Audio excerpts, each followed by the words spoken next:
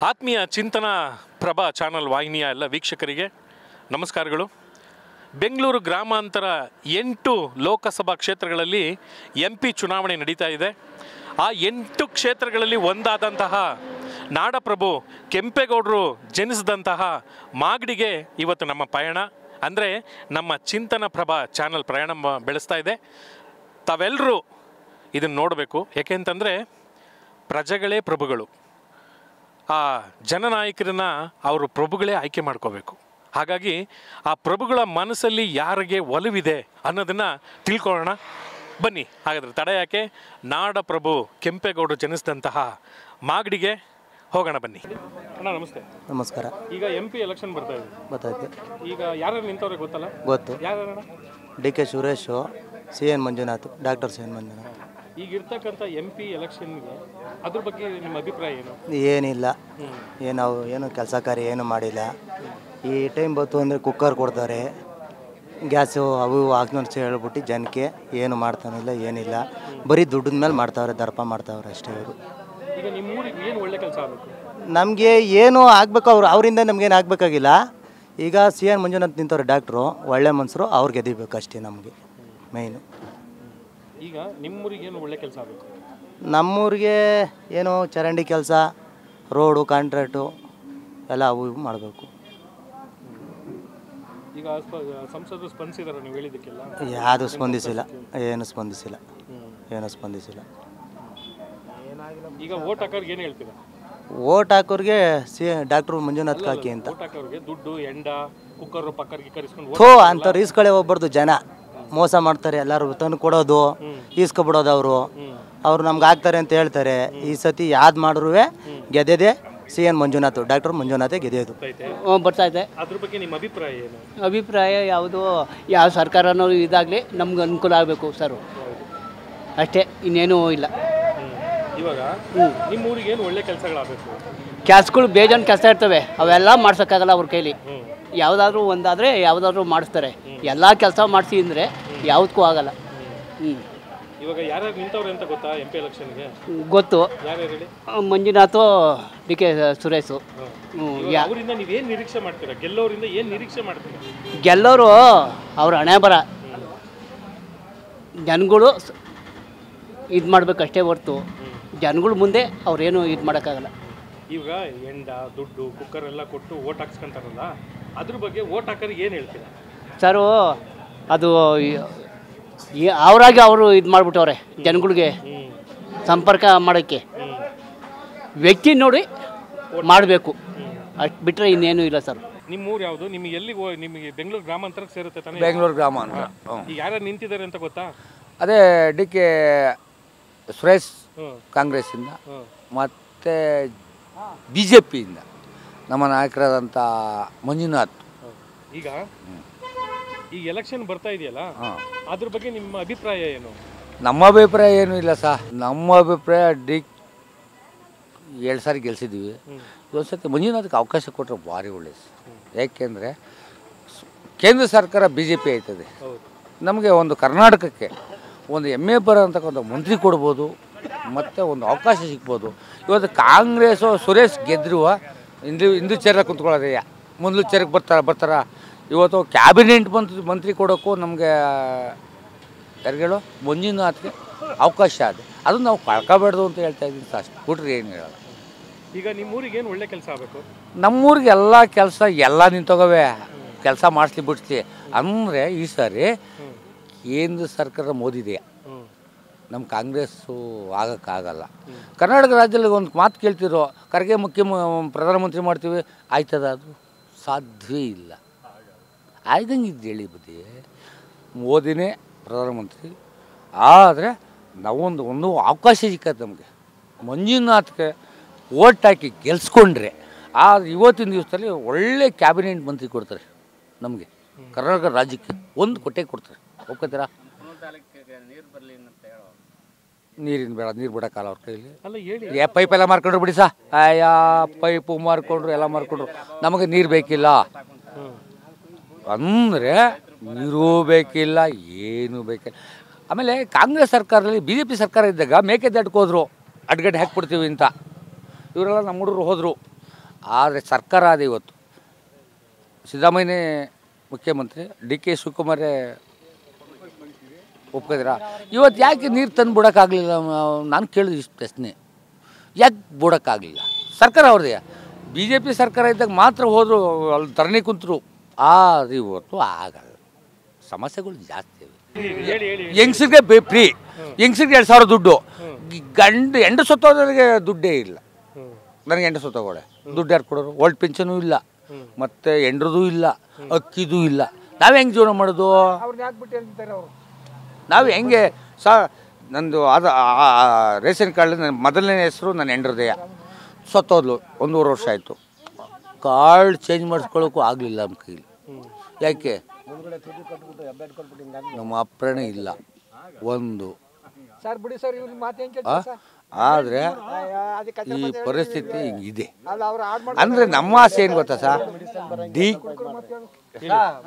ನಮ್ಮ ಸಂತೆಪೇಟೆಗೆ ಉತ್ತರದುರ್ಗ ಹೋಬಳಿಗೆ ಇದು head quarter ಎಲ್ಲ ಕುಣಿಗಲ್ಲು. ಈ ನಮ್ಮ ಸಂತೆಪೇಟೆ ಗ್ರಾಮಕ್ಕೆ ಹಾಸ್ಪಿಟ್ಲಿಗೆ ಜನಕ್ಕೆ ಮತ್ತು ಮಾತ್ರೆಗಳು ಮೆಡಿಸನ್ನು ಯಾವುದೂ ಇಲ್ಲ. ಯಾವ್ದು ಕೇಳಿದ್ರು ನಮ್ಮ ಹತ್ರ ಇಲ್ಲ ಅಂತಾರೆ, ಯಾವುದು ಇದ್ರೂ ಇಲ್ಲ ಅಂತಾರೆ. ಡಾಕ್ಟ್ರುಗಳು ಮೊದಲೇ ಇಲ್ಲ, ಕನ್ಸಲ್ಲಿ ಬಂದಂಗೆ ಬರ್ತಾರೆ, ಕನ್ಸಲ್ಲಿ ಹೋದಂಗೆ ಅಂತಾರೆ. ಯಾವ MLA ಬಂದರು, ಯಾವ ಇದು ಬಂದರೂ ನಮ್ಮ ಸಂತೆಪೇಟೆಗೆ ಹಾಸ್ಪಿಟ್ಲಿಗೆ ಒಬ್ಬರು ಇರೋದಕ್ಕಿಲ್ಲ. ಬೇಕಾದ್ರೆ ಈಗಲೂ ಪರೀಕ್ಷೆ ಮಾಡಿ ನೋಡಿ, ಒಬ್ಬರು ದಿಕ್ಕಿಲ್ಲ. ಹಾಂ, ಯಾವ್ದಾರು ಒಂದು ಮಾತ್ರೆ ಕೇಳಿದರೆ ವಾಯುದ ಮಾತ್ರೆ ಕೊಡಿ ಅಂದರೆ ಅದಿಲ್ಲ ಅಂತಾರೆ, ಒಂದು ಇದು ಕೊಡಿ ಅಂದರೆ ಅದು ಇಲ್ಲ ಅಂತಾರೆ. ಅಂತೆ ಸರ್ಕಾರ ಸರ್ ಇದು. ಹಾಂ, ಈಗ ಈ ಸರ್ಕಾರದಲ್ಲಿ ನಾವು ಯಾವ್ದು ಇದು ಮಾಡೋಣ, ಯಾವ್ದು ಮಾಡೋಕ್ಕೆ ಹೇಳಿ? ಹಾಂ, ಈಗ ಒಂದು ಡೆಲಿವರಿಗೆ ಇದಾದರೆ ದಿಕ್ಕಿಲ್ಲ, ಒಳಕ್ಕೆ ಸೇರ್ಸಲ್ಲ ಗುರುಗಳೇ. ಹೋಗಿ ಯಾರು ಇಲ್ಲ, ಹೋಗಿ. ಹಾಂ, ಈ ಮಟ್ಟಕ್ಕೆ ಅಂತಾರೆ. ಅದನ್ನು ಸ್ವಲ್ಪ ಹಾಸ್ಪಿಟ್ಲಿಂದ ಗಮನಕ್ಕೆ ತಂದು ಇದು ಮಾಡಿಸ್ಕೊಡಿ. ಹಾಂ, ಏನು ಗುರುಗಳೇ, ಹಾಸ್ಪಿಟ್ಲದ್ದು ಒಂದು ಗಮನಕ್ಕೆ ತಂದು ಇದು ಮಾಡಿಸಿ ಮಾಡಿ ಸರ್. ನೈಟ್ ಡ್ಯೂಟಿಲಿ ಯಾರು ಡಾಕ್ಟ್ರ್ ಇಲ್ಲ, ನೈಟ್ ಡ್ಯೂಟಿಲಿ ಯಾರೂ ಡಾಕ್ಟ್ರ್ ಇಲ್ಲ. ಈ ಸರ್ಕಾರ ಯಾವ ಡಾಕ್ಟ್ರೂ ಹಾಕ್ಲಿಲ್ಲ. ಒಪ್ಕೋತೀರಾ? MLA ಅವರೇ, MP ಅವರೇ, ಒಬ್ಬ ನರ್ಸುನೇ ಆಗಲಿ ಏನಾದರೂ ಆದರೆ ಏನು ಮಾಡ್ತೀರಾ? ಇಲ್ಲ ಸರ್, ಚಂದ್ರಗಿರಿ, ಕುಡಿಗಲ್ಲು, ಇಲ್ಲ ಮಾಗಡಿ, ಇಲ್ಲ ಬೆಂಗಳೂರು. ಈಗೆಲ್ಲ ಹುಡುಗರು ಕಾರ್ ಮಾಡಿ ಕೊಡೋರೆ, ಅರ್ಧ ಗಂಟೆ ತೊಗೊಂಡೈತಿರ್ ಬಿಡು. ಇವ್ರು ನಂಬ್ಕೊಂಡೇ ಇಲ್ಲ ಜನ. ಒಂದು ಹೆರಿಗೆಗೆ ಚಿಂಚಿನೀರು ಕರ್ಕೊಂಡೋಯ್ತಾರೆ, ಚಿಂಚಿನೀರಿಗೆ ಹೆರಿಗೆಗೆ ಸೋಲೂರು ಕರ್ಕೊಂಡೋಯ್ತಾರೆ. ಸಂತೆಪೇಟೆಗೆ ಯಾರು ಒಂದು ಎಣನೂ ತರಲ್ಲ ಇಲ್ಲಿ. ಅಲ್ಲ, ಏನು ಮಾಡಲ್ಲ, ದುಡ್ಡು ಇಸ್ಕೊತೀವಿ, ಓಟ್ ಹಾಕ್ತೀವಿ ನಾವು. ನಮ್ಮ ದುಡ್ಡಿಗೋಸ್ಕರ ನಾವು ಕಾಯ್ದಿದ್ದೀವಿ. ಎಂಡ ದುಡ್ಡು ನಮ್ಮದು, ಎಂಡ ದುಡ್ಡು ಸಹ ಅಷ್ಟು ಬಿಟ್ರೆ ನಮ್ದು ಏನಿಲ್ಲ. ನಾವು ಎಂಡಕ್ಕೋಸ್ಕರ ಕಾಯ್ದಿದ್ದೀವಿ. ದುಡ್ಡು ಎಂಡ ಬಾಡು ದುಡ್ಡು. ಸಾಯಂಕಾಲಕ್ಕೆ ಸಂತಕ ಬೆಳಗ್ಗೆ ತಕ ಗೆದ್ರುವ ಸಾಯಂಕಾಲಕ್ಕೆ 2,000 ಕೊಟ್ಟರೆ ನಾನು ಔಟ್ ಬಿಡು. ನಮ್ಮ ಕತೆ ಅಷ್ಟೇ. ಹೋಗು, ಅಪ್ಪಣೆ ದುಡ್ಡು, ನಮ್ಗೆ ದುಡ್ಡು ಬಾಡು, ಇಷ್ಟು ಬಿಡ್ರೆ ನಮಗೆ ಏನಿಲ್ಲ. ನನಗೀಗ ನೀನು ಹೇಳಿದ್ದು ಕೊಟ್ಟಾಕ್ತೀನಿ, ದುಡ್ಡು ಕೊಡ್ತೀಯಾ? ಈ ಮತ್ತೆ ಎಣ್ಣೆ ರೇಟ್ ಎಲ್ಲ ಜಾಸ್ತಿ ಮಾಡಿದಾರಲ್ಲ, ಅದಕ್ಕೆ ಏನು ಹೇಳ್ತೀರಾ? ಅದೇ ಇವರು ಸಿದ್ದರಾಮಯ್ಯ ಮಾಡೋರಲ್ಲ ಸರ್, 2,000 ಅದು ನನ್ನ ಅನ್ನ ತಿಂತಾ ಇರೋದು ಅವರು. ಇದು ಜ್ಞಾಪನಾಗ ಇಟ್ಕೋ, ನಾನು 20 ರೂಪಾಯಿ ಒಂದು ಕ್ವಾರ್ಟರ್ ಕಟ್ತಾ ಇದ್ದೀನಿ ಗೊತ್ತಾ? ಆ ದುಡ್ಡಲ್ಲಿ ಈ ಅಮ್ದಿರ್ಗೆಲ್ಲ ನಾನು ಅನ್ನ ಹಾಕ್ತಾ ಇದ್ದೀನಿ. ಇವರೇನು ಅನ್ನ ಹಾಕ್ತವ್ರೆ? ನಮ್ಮ ಹೆಂಗಸ್ರುಗಳಿಗೆ ನಾವು ಅನ್ನ ಹಾಕ್ಕೋತಾ ಇದ್ದೀವಿ. ನಮ್ಮ ದುಡ್ಡೇ ಹೆಂಗಸ್ರು ಕೊಡ್ತಾವ್ರೆ. ನೀವೇನು ಕೊಡ್ತಾ ಇಲ್ಲ. ಸರ್ಕಾರ 1 ರೂಪಾಯಿ ದುಡ್ಡು ಕೊಡ್ತಾ ಇದ್ದೀರಾ?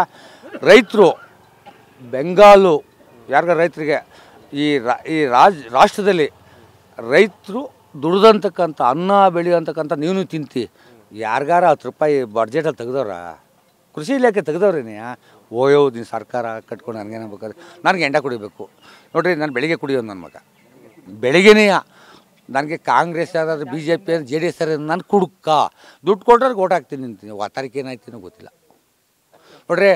ಈ ನಮ್ಮ ದೇಶದಲ್ಲಿ ಇಷ್ಟೇ ಆಗಿರೋದು, ಗೋಡೆಗೊಂದು ಫೋಟ, ಊರಿಗೊಂದು ಊಟ, ಅಡಿ ನಿನ್ನ ಆಟ ಮುಗೀತು ಅಂತ ಅಂದರೆ ಗೋಡೆಗೆ ಸತ್ತ ಮುಣ್ಣಾಗತ್ತಕ್ಕೆ ಒಂದು ಫೋಟೋ ಹಾಕ್ತಾರೆ.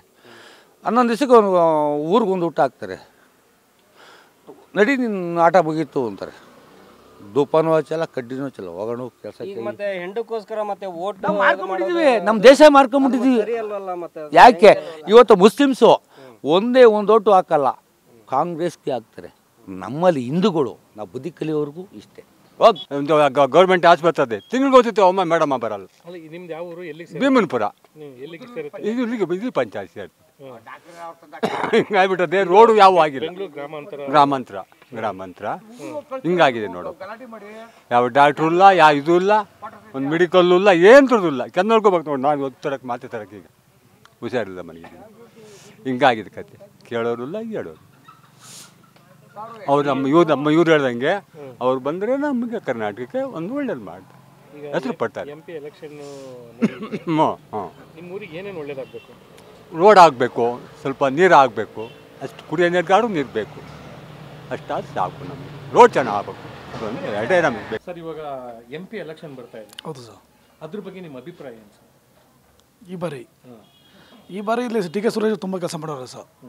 ಇಲ್ಲಿ ಅವರೇ ಗೆಲ್ತಾರೆ, ಡಿ.ಕೆ. ಸುರೇಶ್ ಅವರೇ ಗೆಲ್ತಾರೆ. ಇವಾಗ 10 ವರ್ಷ MP ಆಗಿದ್ರು. ಹೌದು ಸರ್. ನಿಮಗೆ ನಿಮ್ಮ ಕುಂದು ಕೊರತೆಗಳಿಗೆ ಅವ್ರು ಸ್ಪಂದಿಸಿದ್ದಾರೆ? ತುಂಬ ಸ್ಪಂದಿಸಿದ್ದಾರೆ ಸರ್. ಪಂಚಾಯತಿ ಲೆವೆಲ್ಗೆ ಇಳಿದು ಬೂತ್ ಲೆವೆಲ್ಗೆ ಇಳಿದು ಕೆಲಸ ಮಾಡಿದ್ದಾರೆ. ಈಗ ನೆಕ್ಸ್ಟು ಅವರೇ ಆಗ್ತಾರೆ, ಗೆಲ್ತಾರೆ. ಅವರಿಂದ ಏನು ನಿರೀಕ್ಷೆ ಪಡ್ತಿದ್ದಾರೆ ಸರ್? ಇಲ್ಲಿ ನಮಗೇನು ಜನಗಳಿಗೆ ಏನು ಆಶೆ ಎಲ್ಲ ಈಡೇರಿಸಿದ್ದಾರೆ. ಲಿಂಕ್ ಏನಾಗ್ಬೋದು, ಪ್ರತಿಯೊಂದು ಕೆಲಸನೂ ಅವರೇ ಮಾಡಿದ್ದಾರೆ. ನಿಮ್ಮ ಊರಿಗೆ ಏನು ಆಗಬೇಕು ಸರ್? ಇವಾಗ ಈ ಕೆಲಸಗಳು ಇಲ್ಲ, ಹಂಗೆ ಮಾಡಿಬಿಟ್ಟಿದ್ದಾರೆ. ಅಲ್ಲಲ್ಲ, ಈಗ ಕೆಲಸಗಳು ಏನು ಆಗಬೇಕು? ಇಲ್ಲಿ ತುಂಬ ಅಭಿವೃದ್ಧಿ ಆಗಿದೆ ಸರ್. ಶಾಸಕರು ಇಬ್ಬರು ಜಂಟಿಯಾಗಿ ತುಂಬ ಕೆಲಸ ಮಾಡಿದ್ದಾರೆ. ಇಲ್ಲೇನು ಅಂಥ ಅಭಿವೃದ್ಧಿ ಇನ್ನು ಮುಂದೆ ಮಾಡೋಕ್ಕೆ ಇಲ್ಲ. ಇಲ್ಲಿ ಆ ಥರ ಅಭಿವೃದ್ಧಿ ಮಾಡಿದ್ದಾರೆ. ಕುಡಿಯೋ ನೀರು ಎಲ್ಲ 3 ಬೋರ್ 6 ಬೋರ್ ಇನ್ನು ಎಕ್ಸಸ್ ಇದಾವೆ. ಇವಾಗ ದುಡ್ಡು, ಎಂಡ, ಬಾಡು ಏನೇನೋ ಕೊಟ್ಟು ಓಟ್ ಹಾಕ್ಸ್ಕೊಳ್ಳಿ ಅಂತ ಹೇಳ್ತಾರೆ, ಹಾಕ್ತಾ ಇದ್ದಾರೆ. ಹಂಗೆ ಓಟ್ ಹಾಕೋರ್ಗೆ ಏನು ಹೇಳ್ತೀರಾ?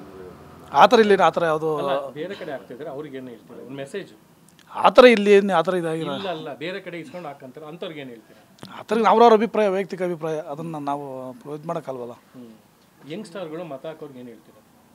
ಈಗ ಯಂಗ್ಸ್ಟರ್ಗಳು ಭಾರತಕ್ಕೆ ಜಾಸ್ತಿ ಮೋದಿ ಅಂತವ್ರೆ. ಅದನ್ನು ಅವ್ರಿಗೆ ಬರೋ ಡೋಂಗಿ ಮೋದಿ, ಅದನ್ನು ಅವ್ರು ತಿಳ್ಕೊಬೇಕು. ಈಗ ವಾಸ್ತವಾಂಶ ತಿಳ್ಕೊಬೇಕು ಅಷ್ಟೇ. ಅವರಿಗೆ ತಿಳ್ಕೊಂಡು ಒಳ್ಳೆಯ ವ್ಯಕ್ತಿಗೆ ಒಳ್ಳೆಯ ಓಟ್ ಹಾಕ್ಬೇಕು. ಸರ್, ಈಗ ಕಾಂಗ್ರೆಸ್ ಇದು BJP ಮತ್ತು ದಳದಿಂದ ಮಂಜುನಾಥ್ ಅವರು ಇವಾಗ BJPಯಿಂದ ಮೈತ್ರಿ ಅಭ್ಯರ್ಥಿ ಆಗಿದ್ದಾರೆ ಸರ್. ಆಗಿದ್ದಾರೆ ಸರ್. ಸೊ ಅವ್ರು ಇವಾಗ ಕಾಂಗ್ರೆಸ್ಗೆ ಟಫ್ ಕಾಂಪಿಟೇಟರ್ ಅಂತೇಳಿ ಅನಿಸುತ್ತಾ ನಿಮಗೆ? ಟಫ್ ಕಾಂಪಿಟೇಟರ್ ಒಪ್ಕೋತೀನಿ. ಅವ್ರು ಯಾಕೆ ಟಫ್ ಕಾಂಪಿಟೇಟರ್ ಅಂದರೆ ಅವರು BJP ಸಿಂಬಲಿಂದ ಆದ್ರಲ್ಲ, ಅದೊಂದು ಇದು. ಅವ್ರನ್ನ ವೈಯಕ್ತಿಕವಾಗಿ ಅವರು ದೇಶಕ್ಕೆ ಸೇವೆ ಮಾಡಿದ್ದಾರೆ, ಅದಿಲ್ಲ ಅಂತ ಹೇಳಲ್ಲ. ಅವ್ರನ್ನ ಇವ್ರು ಯಾರೋ ವಿರೋಧ ಆಯ್ಕೆ ಮಾಡಬೇಕಾಯ್ತು.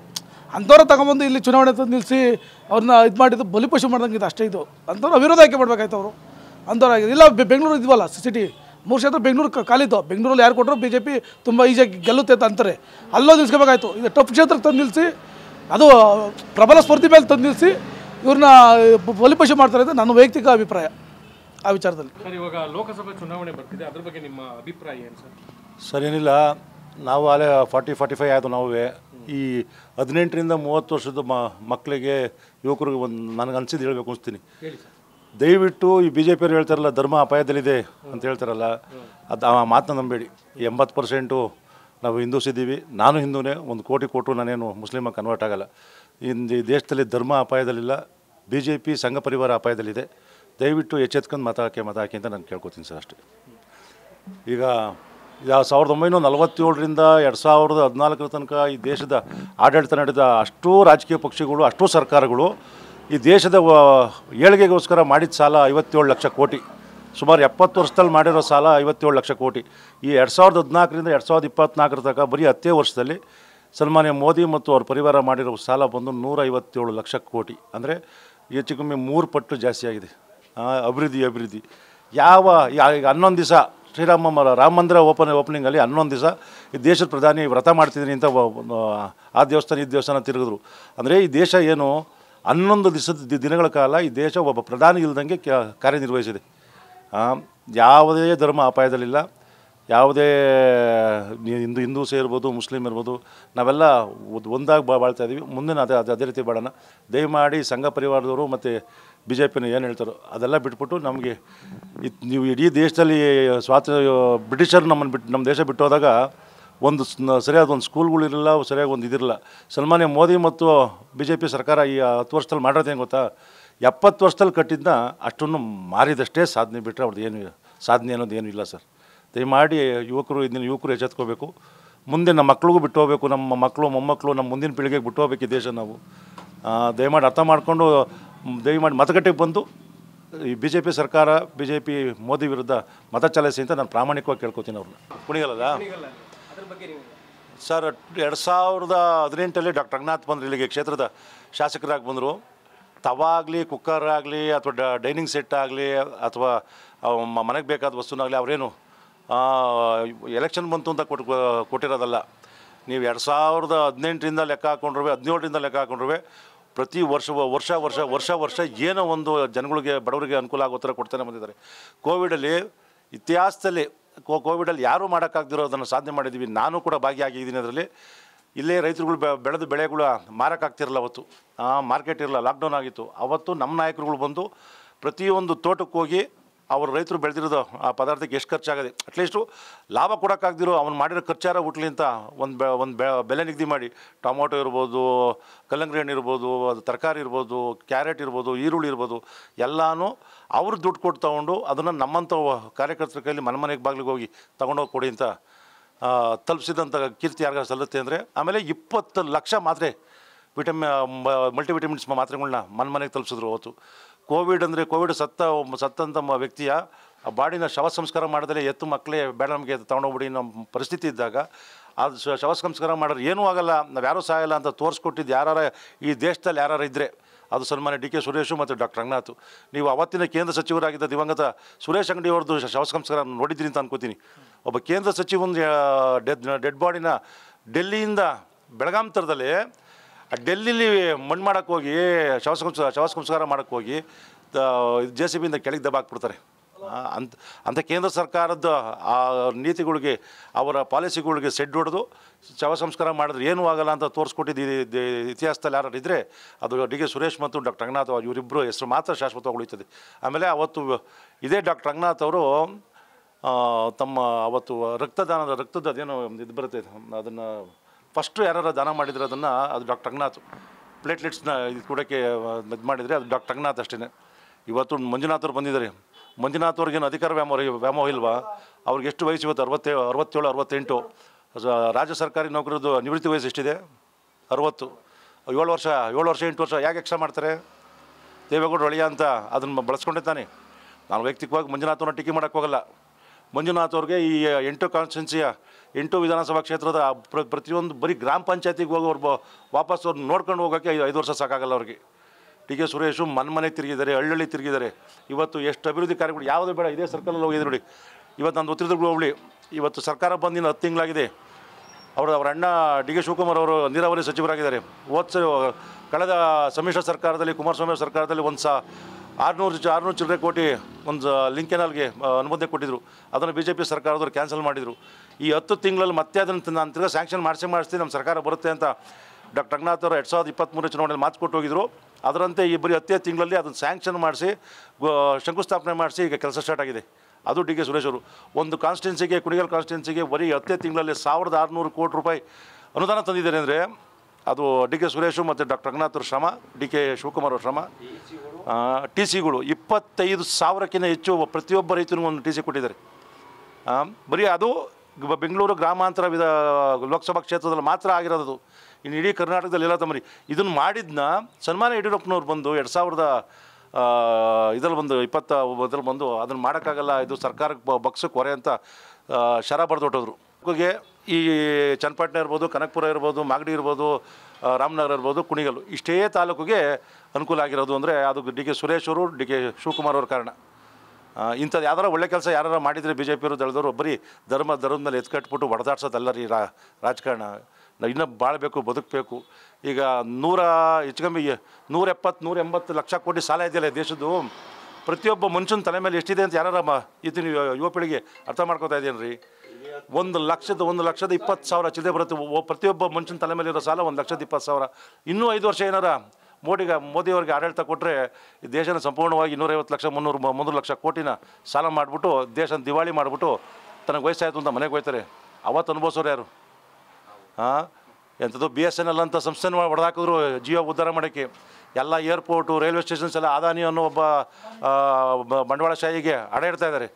ಎಲ್ಲನೂ ಪ್ರೈವೇಟ್ನವ್ರಿಗೆ ಅಡ ಇಟ್ಬಿಟ್ರೆ ಸರ್ಕಾರಿ ಸ್ವಾಮ್ಯ ಸಂಸ್ಥೆ ಅಂತ ಏನು ಉಳಿಸ್ತೀರ ನೀವು?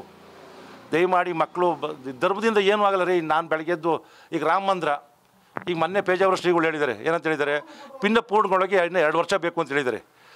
ಪೂರ್ಣನೇಗೊಳ್ದಂಗೆ ಯಾವುದೋ ಒಂದು ಟ್ರಸ್ಟ್ ಕಟ್ತೋದನ್ನು ದೇವಸ್ಥಾನನ ಸುಮಾರು ಜನ ನನ್ನಂತೂರು ಸೇರಿದಂಗೆ ಸುಮಾರು ಜನ ಕೋಟ್ಯಾಂತರ ಜನ ದೇಣಿಗೆ ಕೊಟ್ಟರು. ಮೋದಿಯವ್ರನ್ನೇ ಕರ್ಕೊಂಡು ಹೋಗಿ ಅಲ್ಲಿಗೆ ಇನ್ನೂ ಪೂರ್ಣನೇಗೊಳ್ದಿರೋ ದೇವಸ್ಥಾನಕ್ಕೆ ಪ್ರಾಣ ಪ್ರತಿಷ್ಠಾಪನೆ ಅಂತ ಮಾಡುವಂಥದ್ದು ಅವಶ್ಯಕತೆ ಏನಿತ್ತು ರೀ? ಇವೆಲ್ಲ ರಾಜಕೀಯ ಗಿಮ್ಮಿಕ್ಕು, RSS ಅವ್ರನ್ನ ಗಿಮ್ಮಿಕ್ಕು. RSS ಅವ್ರ ನೀತಿನೇ ಈ ದೇಶನ ಒಡೆದಾಳೋ ನೀತಿ. ಅದನ್ನು ನಮ್ಮ ಹುಡುಗರು ಅರ್ಥ ಮಾಡ್ಕೋಬೇಕು, ಜನ ಅರ್ಥ ಮಾಡ್ಕೊಂಡಿದ್ದಾರೆ. ಇವತ್ತು ನಾವು 5 ಗ್ಯಾರಂಟಿ ಘೋಷಣೆ ಮಾಡಿದ್ದು ಇದು ಎಲೆಕ್ಷನ್ ಟೈಮಲ್ಲಿ 2023 ಎಲೆಕ್ಷನ್ ಟೈಮಲ್ಲಿ ಹೇಳಿದ್ರು BJP ಅವರು ದಳದವರು. ತಾಕತ್ತಿದ್ರೆ ಅದು ಹೆಂಗೆ ಮಾಡ್ತಾರೋ ಮಾಡಲಿ, ಅವ್ರು ಸರ್ಕಾರ ಬಂದಾಗ ಅದು ಹೆಂಗೆ ಮಾಡೋಕ್ಕಾಗುತ್ತೆ, ಸಾಧ್ಯನೇ ಇಲ್ಲ ಇದನ್ನು ಹೇಳಿದ್ರು. ಇವತ್ತು ಅದನ್ನು ಮಾಡಿ ತೋರಿಸಿದ್ದೀವಿ. ಪ್ರತಿಯೊಬ್ಬ ಬಡವ್ರಿಗೆ 2 ಸಾವಿರ ರೂಪಾಯಿ ಹೋಗ್ತಿದೆಯಲ್ಲ ಹೆಂಗಸ್ರಿಗೆ, ಅದು ಒಂದು ಹೆಂಗ್ಸ್ ಹೇಳ್ತಿದ್ದು ಕೇಳಿಸ್ಕೊಂಡೆ ಮನೆ, ಅದು ರಿಟರ್ನ್ ನಾವು 2 ಸಾವಿರ ಕೊಡ್ತಾ ಇರೋದು, ಮತ್ತೆ ಅವಳು ಅಕ್ಕಿ ತಗೋತಾಳೋ, ಬೇಳೆ ತಗೋತಾಳೋ, ಇನ್ನೊಂದು ತಗೋತಾಳೋ, ಮತ್ತೆ ತಿರ್ಗಾ ಅದರಿಂದ GST ಸರ್ಕಾರಕ್ಕೆ ವಾಪಸ್ ಹೋಗ್ತಾ ಇದೆ ಬಿಟ್ಟರೆ ಅದನ್ನೇನು ಬೇರೆ ಏನಾಗ್ತಾ ಇಲ್ಲ. ಬಡವ್ರಿಗೆ ಈ ದೇಶದಲ್ಲಿ ಬಡವ್ರ ಬಗ್ಗೆ ಏನಾರ ಕಾಳಜಿ ಇದ್ದರೆ ಅದು ಕಾಂಗ್ರೆಸ್ ಪಕ್ಷಕ್ಕೆ, ಕಾಂಗ್ರೆಸ್ ಸರ್ಕಾರಗಳಿಗೆ ಅಷ್ಟೇ ಕಾರಣ ಹೊರತು 14 ಲಕ್ಷ ಕೋಟಿನ ಬಂಡವಾಳಶಾಹಿಗಳದ್ದು ಮನ್ನಾ ಮಾಡ್ತಾರೆ. ಈ ರೈತರ ಸಾಲ, ಈ ದೇಶದ ರೈತರ ಸಾಲ ಇವತ್ತು ಈಗ ನೋಡಿ, ಹೋದ ವರ್ಷ ಬರಗಾಲ, ನಾವೆಷ್ಟು ಭಂಗ ಬೀಳ್ತಾ ಇದ್ದೀವಿ, ಕುಡಿಯೋಕ್ಕೆ ನೀರಿಲ್ದಂಗೆ ಸಾಯ್ತಾ ಇದ್ದೀವಿ. ಅಂಥದ್ದು ಏನಾರ ಮಾಡ್ತಾಯಿದ್ದೀನಿ ರೀ.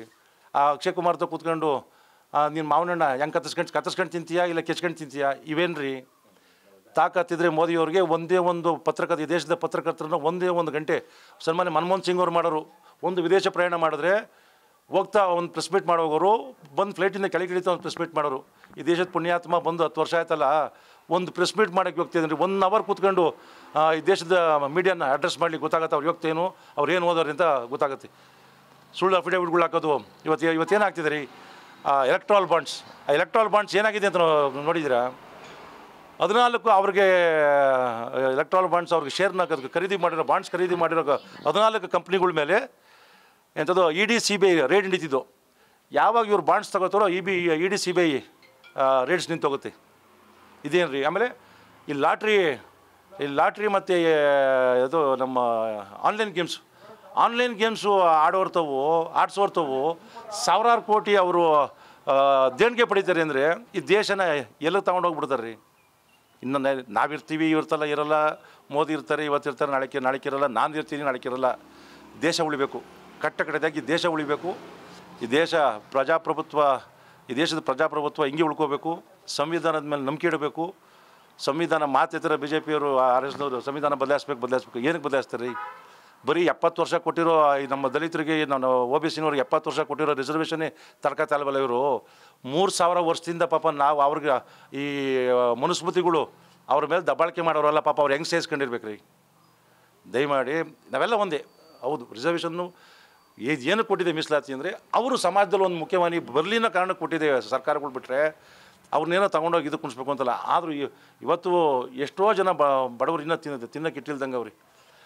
ಒಂದು ದಿನಕ್ಕೆ 6 ಜೊತೆ 7 ಜೊತೆ ಬಟ್ಟೆ ಬದಲಾಯಿಸೋ ಪುಣ್ಯಾತ್ಮನ ಏನೋ ದೇವರು ಮಾಡ್ಕೊಂಡು ಈ ಯುವ ಪೀಳಿಗೆಯವರು ದಯಮಾಡಿ ಅರ್ಥ ಮಾಡ್ಕೊಂಡು ಇನ್ನಾದರೂ ಅದರಿಂದೆಲ್ಲ ಆಚೆ ಬಂದು, ಕಾಂಗ್ರೆಸ್ಸು ಕೆಲವು ತಪ್ಪುಗಳು ಮಾಡಿದೆ, ನಾವು ಅದನ್ನು ಇಲ್ಲ ಅಂತ ಹೇಳಲ್ಲ. ದಯವಿಟ್ಟು ಎಲ್ಲ ಬಂದು ಒಗ್ಗಟ್ಟಾಗಿ ಸರಿ ಕಾಂಗ್ರೆಸ್ಸು DK ಸುರೇಶ್ ಅವ್ರಿಗೆ ಮತ್ತು ಕಾಂಗ್ರೆಸ್ನ ಎಲ್ಲ ಅಭ್ಯರ್ಥಿಗಳಿಗೂ ಮತ ಹಾಕಿ ದಯಮಾಡಿ BJPನ ಮೊದಲು ದೇಶ ಬಿಟ್ಟು, ಇದು ನಮ್ಮ ರಾಜ್ಯ ಅಲ್ಲ, ಈಗ ರಾಜ್ಯ ಬಿಟ್ಟು ಓಡಿಸಿದ್ವಿ, ದೇಶ ಬಿಟ್ಟು ಓಡಿಸ್ಬೇಕಾದ ಪರಿಸ್ಥಿತಿ ಇದೆ. ದಯಮಾಡಿ ಅರ್ಥ ಮಾಡ್ಕೊಳ್ಳಿ. ಹೌದು, ನಾವು BJPಯಲ್ಲಿ ವಾಜಪೇಯಿ ಅಂತ ನಾವು ಹೊಗಳ್ತೀವಿ. ಈ 6 ಪಥದ ರಸ್ತೆ ಬಂದಿದ್ದು ವಾಜಪೇಯಿ ಅಂತ ಒಳ್ಳೆ ಕೆಲಸ ಮಾಡೋರು ಹೊಗಳ್ತೀವಿ. ಮೋದಿದು ಒಂದೇ ಒಂದು ಒಳ್ಳೆ ಕೆಲಸ ಹೇಳ್ರಿ, ಡಿಮಾನಿಟೈಸೇಷನ್ನು. ಅದರಿಂದ ಏನಾರು 14.5 ಲಕ್ಷ ಕೋಟಿ ನೋಟು ವಾಪಸ್ ಬರ್ತಲ್ಲ, ಅದರಿಂದ ಯಾವುದು ಪ್ರಯೋಜನ ಏನಾರು ಭಯಬಿಟ್ರೇನು ರೀ? 50 ದಿನ ಕೊಡಿ ಸಾಕು, ನನಗೆ ಕಪ್ಪಣ್ಣ ತಂದುಬಿಡ್ತೀನಿ, ಇದೆಲ್ಲ ಮಟ್ಟ ಹಾಕ್ತೀನಿ ಅಂದರು. ಏನಾರು ಆಯ್ತು ಪ್ರಯೋಜನ ಬಂತ? ಸಾವಿರಾರು ಜನ, ಲಕ್ಷಾಂತರ ಜನ, ಕೋಟ್ಯಾಂತರ ಜನ ಬ್ಯಾಂಕ್ ಮುಂದೆ ಕ್ಯೂಲ್ ನಿಂತ್ಕೊಂಡು ಸತ್ರಲ್ಲ. ಅದಕ್ಕೆಲ್ಲ ಪಶ್ಚಾತ್ತಾಪ ಪಡಬೇಕಲ್ವೇನ್ರಿ? ಉತ್ತರ ಕೊಡಬೇಕಲ್ಲ, ಈ ದೇಶದ ಜನಕ್ಕೆ ಉತ್ತರ ಕೊಡಬೇಕಲ್ಲ. ಉತ್ತರ ಕೊಡ್ತಾನೆ ಪುಣಾತ್ಮ. ಈಗ ಮೋದಿ ಆಯ್ತದೆ, ನೆಕ್ಸ್ಟ್ ಅಮಿತ್ ಶಾ ಅಂತೆ, ನೆಕ್ಸ್ಟ್ ತಿರ್ಗಾ ಯೋಗಿ ಆದಿತ್ಯನಾಥ್ ಅಂತೆ. ಯೋಗಿ ಆದಿತ್ಯ ಸನ್ಯಾಸಿ ಹಿಂಗಿರ್ಬೇಕು ರೀ? ಸನ್ಯಾಸಿಗೆ ಯಾಕ್ರಿ ಅಧಿಕಾರದ ಇದು ಆಟ? ದಯಮಾಡಿ ಧರ್ಮ ಅಪಾಯದಲ್ಲಿಲ್ಲ, ಸದ್ಯಕ್ಕೆ ಅಪಾಯದಲ್ಲಿ ಇದೆ ಅಂತ ಅನಿಸ್ತಿದ್ದಂಗೆ ಅದು RSS ಮತ್ತು BJPಯವರು ಅಷ್ಟೇ. ಆಮೇಲೆ ಇದಂಥದ್ದು ಕರೆಕ್ಟಾಗಿ ಇಲ್ಲಿಗೆ 5 ವರ್ಷದಿಂದ ಪುಲ್ವಾಮಾ ಅಟ್ಯಾಕ್, ಒಂದು ಝೀರೋ ಟಾಲರೆನ್ಸು ರೋಡಲ್ಲಿ 2000 ಜನ ಸೈನಿಕರು ಹೋಗ್ಬೇಕಾದ್ರೆ 300 kg RDX ಒಳಗೆ ಬರುತ್ತೆ ಅಂತಂದರೆ ಯಾರ್ದು ಕೈ ಹೊಡೆಯದಲ್ಲಿ ಒಳಗೆ ಬರುತ್ತೆ ರೀ? ಓಲೆ ಅದು ಇದು ಇನ್ವೆಸ್ಟಿಗೇಷನ್ ಏನಾಯ್ತು ರೀ? ಅದು ಯಾರೋ ಒಬ್ಬ ಒಂದು ಸಣ್ಣದೋ ದೊಡ್ಡದೋ ಒಂದು ಬಾಂಬ್ ಹಾಕ್ಬಿಟ್ರೆ ಇಲ್ಲಿ ಯಾರು ಸುಮ್ಮನೆ ಗಾಯ ಆದರೆ 2 ದಿವಸ 3 ದಿವಸ ಅರೆಸ್ಟ್ ಮಾಡ್ತಾರೆ. 300 kg ಆರ್ಡೆಕ್ಸ್ ತಂದು ಹೊಡೆದು ಇದನ್ನು 40 ಜನ ಸೈನಿಕರು ಸತ್ರಲ್ಲ, ಅದಕ್ಕೆ ಉತ್ತರ ಕೊಡೋದು ಬೇಡವೇನ್ರಿ? ಒಂದೇ ಒಂದು ಸಲ ಬರೀ 1 ಗಂಟೆ ಟೈಮು ಈ ದೇಶದ ಪತ್ರಕರ್ತನ ಉದ್ದೇಶಿಸಿ ಆ ಪುಣ್ಯಾತ್ಮ ಭಾಷಣ ಮಾಡಲಿ, ಅಡ್ರೆಸ್ ಮಾಡಲಿ, ಅವತ್ತು ಆತ ನಿಜವಾದ ಯೋಗ್ಯತೆ ಏನು ಅಂತ ಈ ದೇಶದ ಜನಕ್ಕೆ ತಿಳಿತದೆ. ಅದನ್ನೆಲ್ಲ ಲೈವ್ ಟೆಲಿಕಾಸ್ಟ್ ಮಾಡಬೇಕು ಮೀಡಿಯಾದವರು. ನಾನು ನಿಮ್ಮನ್ನು ಹೇಳ್ತಾ ಇಲ್ಲ, ಇವತ್ತೆಲ್ಲ ರಾಜಕಾರಣಿಗಳ ಕೈಲಿ ಇರೋದು ಮೀಡಿಯಾದವರು. ಅವ್ರು ಏನು ಹೇಳ್ತಾರೋ ಟಿ ವಿಲಿ ತೋರಿಸಿ ಅರ್ಧ ಗಂಟೆ, ಮಿನಿಮಮ್ ಅರ್ಧ ಗಂಟೆ ಒಂದು ನ್ಯೂಸ್ ಚಾನಲ್ಲು ಅವ್ರದ್ದು ಪವರ್ ಪ್ರೋಗ್ರಾಮ್ಗೆ ಫಿಕ್ಸ್ ಆಗಿಬಿಟ್ಟಿದ್ದಾರೆ. ಆಮೇಲೆ ಈಗ ಮಾಡಿದಾರಲ್ಲ ಕಾಂಗ್ರೆಸ್ದು ಎಲ್ಲ ಅಕೌಂಟ್ಗಳು ಫ್ರೀಸ್ ಮಾಡಿದ್ದಾರೆ. ಅವ್ರು ನಮ್ಮ ನಾಯಕರುಗಳು, ನಮ್ಮ ಕೇಂದ್ರ ನಾಯಕರುಗಳು ಫ್ಲೈಟಲ್ಲಿ ಓಡಾಡೋಕ್ಕೂ ಈ ರಾಜ್ಯದ ಚುನಾವಣಾ ಪ್ರಚಾರಕ್ಕೆ ಹೋಗೋಕ್ಕೂ ಇದಿಲ್ದಂಗೆ ಮಾಡ್ರಿ. ಇವನ್ನೆಲ್ಲ ಎಷ್ಟು ದಿನ ಸೇರಿಸ್ಕೊತೀರಿ? ಅಂದರೆ ಇವ್ರಿಗೆ ಬೇಕಿರೋದು ಪ್ರಜಾಪ್ರಭುತ್ವ, ದೇಶದ ಜನರಿಂದ ಆಯ್ಕೆ ಆಗೋ ಇದ್ದಾರೆ ಸರ್ಕಾರಗಳಲ್ಲ. ಇನ್ನು ಇದೇ ಕಂಟಿನ್ಯೂ ಆದರೆ ಇನ್ನು 10 ವರ್ಷದಲ್ಲಿ ಹಿಟ್ಲರ್ ಸರ್ವಾಧಿಕಾರ ಸ್ಥಾಪನೆ ಆಗುತ್ತೆ. ಅವಾಗ ಅನುಭವಿಸ್ಕೋತಾರೆ, ಯುವ ಪೀಳಿಗೆ ಯಥೇಚ್ಕೊಂಡು ಅನುಭವಿಸ್ಕೋತಾರೆ. ರಾಜಕಾರಣ ಯಾವ ಇದರಲ್ಲ. ಈಗ ಆಯಿತು, ನಾನು ನಿಷ್ಠಾವಂತ ಕಾಂಗ್ರೆಸ್ಸಿಗ. ಡಿ ಕೆ ಸುರೇಶ್ ಬದಲು ನನಗೂ ಆಸೆ ಇದೆ, MLA ಆಗಬೇಕು, MP ಆಗಬೇಕು ಅಂತ ಆಸೆ ಇದ್ದೇ ಇರುತ್ತೆ. ಆದರೆ ನನ್ನ ಯೋಗ್ಯತೆಯೂ ಬೇಕಲ್ಲ ನನಗೆ ಇವತ್ತಿನ ರಾಜಕಾರಣಗಳು ರಾಜಕೀಯ ಆಗುವಂಥದ್ದಲ್ಲ. ಒಂದು ಗ್ರಾಮ ಪಂಚಾಯತಿ ಎಲೆಕ್ಷನ್ಗೆ 1000 ಕೋಟಿ ಇರೋ ಬೂತ್ಗೆ 50 ಲಕ್ಷ ದುಡ್ಡು ಖರ್ಚಾಗುತ್ತೆ. ಇನ್ನು ಆನೇಕಲ್ ಬಾರ್ಡ್ರಿಂದ ಹಿಡಿದು ತಮಿಳ್ನಾಡು ಬಾರ್ಡ್ರಿಂದ ಹಿಡಿದು ಇಲ್ಲಿ ಮಂಡ್ಯ ಬಾರ್ಡರ್ ತನಕ ಇರೋಂಥ ಕ್ಷೇತ್ರಕ್ಕೆ ಬರೀ ಓಡಾಟಕ್ಕೆ ಲಕ್ಷಾಂತರ ರೂಪಾಯಿ ಬೇಕು ಡೀಸೆಲ್. ನಮಸ್ತೆ. ಈಗ ಲೋಕಸಭೆ ಎಲೆಕ್ಷನ್ ಬರ್ತೈತೆ, ಅದ್ರ ಬಗ್ಗೆ ನಿಮ್ಮ ಅಭಿಪ್ರಾಯ ಏನು? ಅಭಿಪ್ರಾಯನ ಜನ ಯಾರು MLAಗಳು ಯಾರು ಜನಕ್ಕೆ ಹೆಲ್ಪ್ ಮಾಡಿದಾರೋ ಅವರಿಗೆ ಮುಂದೆ ಅವಕಾಶ ಕೊಡ್ತಾರೆ, ಯಾರು ಹೆಲ್ಪ್ ಮಾಡಿದ್ರು ಅವಕಾಶ. ಇವಾಗ ಹೌದು, ನಿಮ್ಮ ಬೆಂಗಳೂರಿಗೆ ಏನು ಅಭಿವೃದ್ಧಿ? ನಮ್ಮ ಗ್ರಾಮಾಂತರ, ನಮ್ಮ ಜಿಲ್ಲೆ ರಾಮನಗರ, ಬೆಂಗಳೂರು ಗ್ರಾಮಾಂತರ, ನಮ್ಮ ಜಿಲ್ಲೆ ಅಭಿವೃದ್ಧಿ ಮಾಡಿದರೆ ಅವ್ರಿಗೆ ಅವಕಾಶ ಮತ ಕೊಡ್ತಾರೆ. ಅಲ್ಲ, ಏನೇನು ಅಭಿವೃದ್ಧಿ ಕೆಲಸಗಳಾಗಬೇಕು? ಆಗಬೇಕಂದ್ರೆ ರೋಡ್ಗಳಾಗಬೇಕು, ಆಮೇಲೆ ಜನ ಶಿಕ್ಷಣಕ್ಕೆ ಇದಾಗಬೇಕು. ಇಲ್ಲಿ ಸರ್ಕಾರಕ್ಕೆ ಪಾಸ್ಗಳಂತ ಮಹಿಳೆಯರಿಗೆ ಕೊಟ್ಟಿದ್ದೀರ, ಅದು ತಪ್ಪು. ಅದು ಹಿರಿಯ ನಾಗರಿಕರು ಅಂಗೈಕವರೆಗೂ ಇವ್ರಿಗೆ ಕೊಟ್ಟಿದ್ರೆ ಅನುಕೂಲವಾಗಿತ್ತು. ಆ ಥರ ಮಾಡಿಬಿಟ್ಟು ನೀವು ಎಲ್ಲನೂ ಈ ಥರ ಕೊಟ್ಬಿಟ್ಟು ಅಧ್ವಾನ ಮಾಡಿದ್ದು ತಪ್ಪು. ಇವತ್ತು ರೋಡ್ಗಳಲ್ಲಿ ಎಷ್ಟೋ ಜನ ಬೀಳ್ತಾರೆ ಹೇಳ್ತವ್ರೆ, ಅಂಥ ರೋಡ್ ಅಭಿವೃದ್ಧಿ ಮಾಡಿಲ್ಲ. ಪೆಟ್ರೋಲ್ ರೇಟ್, ಡೀಸೆಲ್ ರೇಟ್ ಕಮ್ಮಿ ಮಾಡಲಿಲ್ಲ. ಗ್ಯಾಸ್ ರೇಟ್ ಇವಾಗ ಕಮ್ಮಿ ಮಾಡಿದ 100 ರೂಪಾಯಿ, ನಾಳೆ ತಿರ್ಗ 200 ರೂಪಾಯಿ ಜಾಸ್ತಿ ಮಾಡ್ತೀರ. ಅಂಥವ್ರಿಗೆ ನೀವು ಮಾಡ್ತಾಯಿದ್ದೀರ. ಅಂತೆಲ್ಲ ಅದೇ ಥರ ಇದ್ದು ಆಯ್ತದ? ಆಗಲ್ಲ. ಇವಾಗ ಹೇಳಿ, ಆಮಿಷಗಳಿಗೆ ಬಲಿಯಾಗಿ ಮತ ಹಾಕ್ತಾರೆ, ಅಂಥವ್ರಿಗೆ ಏನು ಹೇಳ್ತೀರಾ? ಅಂಥದ್ರಲ್ಲಿ ಎಣ್ಣೆ ಕುಡ್ಕೊಂಡು ದುಡ್ಡು ಇಸ್ಕೊಂಡು ಓಟ್ ಹಾಕ್ತಾರೆ. ಗ್ಯಾಸ್ ಸಿಲಿಂಡರ್ ಅವು ಇವು ಕೊಟ್ಟು ಅದು ತಪ್ಪು. ನಿಜವಾದ ಮತ ಹಾಕಂಗಿರ ಹಾಕಿ, ಇಲ್ಲಾಂದ್ರೆ ಬೇಡ. ಯಾರು ಕೆಲಸ ಮಾಡೋ ಅಂಥ ಓಟ್ ಹಾಕಿ, ಇಲ್ಲ ಬೇಡ. ಇವತ್ತು ನರೇಂದ್ರ ಮೋದಿ ಅಲ್ಲಿ ಗಡಿ ಜನಕ್ಕೆ ಬಾರ್ಡ್ರಲ್ಲಿ ಇದು ಮಾಡ್ದಲ್ಲೇ ಇದ್ದಿದ್ರೆ ಇವತ್ತು ಯಾವತ್ತು ಸೈನಿಕರು ಬಂದು ದೇಶನ ಹಾಳು ಮಾಡ್ಬಿಡೋರು. ಇವತ್ತು ಅಲ್ಲಿ ಅವ್ರು ಮಾಡೋರೆ, ಅವರು ಅಲ್ಲಿ ಇದು ನೋಡ್ಕೊಂತಿರೋದ್ರಿಂದ ಇಲ್ಲಿ ನಡೀತದೆ ರಾಜಕೀಯ ಇದು. ಇಲ್ಲ ನಾವು ಇವತ್ತು ಎಲ್ಲಿರ್ತಾಯಿದ್ದೋ, ಅದಕ್ಕೋಸ್ಕರ ನಾವು ಹೇಳ್ತಾ ಇರೋದು. ಅಂಥದನ್ನ ಇದು ಯಾರು ನಿಜವಾಗಿ ಪ್ರಜಾಪ್ರಭುತ್ವದಲ್ಲಿ ಇವ್ರ ವ್ಯಕ್ತಿಗಳು ಅವರು ಅಂಥ ಒಳ್ಳೆಯ ಮನುಷ್ಯರು ಅಂತ ಓಡಾಕಿ, ಇಲ್ಲ ಒಳ್ಳೆ ಮಾಡಿ ಕೆಲಸ ಮಾಡಿದ್ರೆ ಹಾಕ್ಲೇಬೇಡಿ. ಈ ಕುಕ್ಕರ್ಗೆ ಎಲ್ಲ ಕೊಡ್ತಾರೆ, ನಾಳೆ ಡಮ್ ಅಂದವಾಗಿ ಯಾರು ಕೊಡ್ತಾರೆ? ಲೋಕಲ್ ಸಿಲಿಂಡರ್, ಲೋಕಲ್ ಕುಕ್ಕರ್ ಕೊಟ್ಬಿಟ್ಟು, ಲೋಕಲ್ ತವಾ ಕೊಟ್ಬಿಟ್ಟು ಅಂಥವ್ರಿಗೆ ಓಟ್ ಹಾಕ್ಬೇಡಿ. ನಿಜವಾದ ಮತ ನರೇಂದ್ರ ಮೋದಿ ಅವತ್ತು ಅಲ್ಲಿ ಕಾಯ್ಲಿಲ್ಲ ಅಂದರೆ ಇವತ್ತಿಲ್ಲಿ ಬಂದು ಬಾಂಬ್ ಇಕ್ಬಿಡೋರು. ಇವಾಗ ಡಮ್ ಅನ್ಬಿಡೋದು ದೇಶ. ಅಲ್ಲಿ ಗಡಿ ಕಾಯ್ದ್ರಿಂದ ಅಲ್ಲಿ ಬಾರ್ಡರ್ ಕಾಯ್ತವ್ರೆ. ಬಾರ್ಡರ್ ಕಾಯ್ದ್ರಿಂದ ನಮ್ಮ ದೇಶ ರಕ್ಷಣೆ ಆಯ್ತದೆ. ಇವತ್ತು ಅಷ್ಟೇ ಯಾವುದೇ ಸರ್ಕಾರ, ಕಾಂಗ್ರೆಸ್ ಸರ್ಕಾರ, BJP ಸರ್ಕಾರ ಮಾಡೋದೆ. ಇವಾಗ ಕಾಂಗ್ರೆಸ್ ಸರ್ಕಾರ ನಮ್ಮಲ್ಲಿ ನಡೀತಾ ಇದೆ. ಅಂಥ ನಿಜವಾದ ರಾಜಕಾರಣಿಗಳು ಅಂಥವ್ರಿಗೆ ಓಟ್ ಹಾಕಿ. ಯಾವುದೇ MLA ಹೆಸರುಗಳು ಹೇಳ್ಬಾರ್ದು, ಅಂಥವ್ರಿಗೆ ಓಟ್ ಹಾಕಿ. ಚೆನ್ನಾಗಿ ಮಾಡ್ತಾರೆ, ನಿಮ್ಮೂರು ಅಭಿವೃದ್ಧಿ ಮಾಡೋರು ಅಂಥವ್ರಿಗೆ ಓಟ್ ಹಾಕಿ. ನಾನೊಬ್ಬ 15 ವರ್ಷದಿಂದ ವ್ಯಾಪಾರ ಮಾಡ್ತಾಯಿದ್ದೀನಿ. ನಾನು ಯಾವುದೇ ರೀತಿ ಸರ್ಕಾರ ಸೌಲಭ್ಯ ತೊಗೊಂಡಿಲ್ಲ. ತಿಂಗಳಿಗೆ ಮಾಸಾಸನ ಬರ್ತಾಯಿದೆ. ಇವತ್ತು ಅಂಗವಿಕಲರು ಹೆಚ್ಚಿನ ಜನಸಂಖ್ಯೆ ಜಾಸ್ತಿ ಇದೆ. ಮಾಗಲೇ 4000 ಜನ ಅಂಗವಿಕಲರವ್ರೆ. ಇವತ್ತು ಅವ್ರು ಹ್ಯಾಂಡಿಕ್ಯಾಪ್ಡ್ ಇದಕ್ಕೆ ಮೆಡಿಸಿನ್ಗೆ 3,000 ರಿಂದ 4,000 ರೂಪಾಯಿ ಬೇಕಾದ್ರೆ ಅವ್ರಿಗೆ ವೆಹಿಕಲ್ಗಳು ಕೊಡ್ತಾರೆ. ಚೆನ್ನಾಗಿಲ್ದವ್ರಿಗೆ ವೆಹಿಕಲ್ ಕೊಡ್ತಾವ್ರೆ. ನಮ್ಮಂಥ ನಿಜವಾದ ಅಂಗವಿಕಲರಿಗೆ ವೆಹಿಕಲ್ಗಳು ಕೊಡ್ತಾಯಿಲ್ಲ. ಆಮೇಲೆ ಅವ್ನು ಮೆಡಿಸಿನ್ PG ಕೊಡ್ತಾಯಿಲ್ಲ.